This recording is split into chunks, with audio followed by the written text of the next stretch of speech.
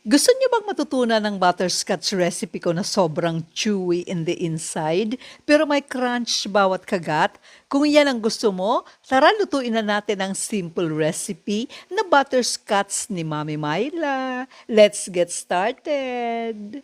Sa isang bowl, mag-sift ng flour, baking powder, baking soda, and salt, and iset aside.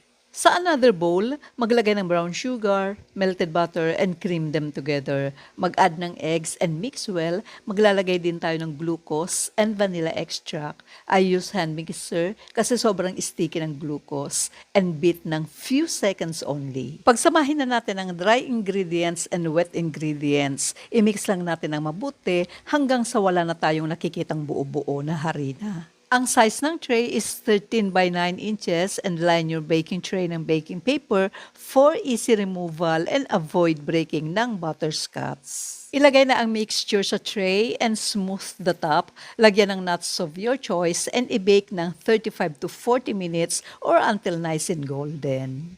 Exactly 40 minutes guys. Ito na po ang ating pinakahihintay na butterscotch.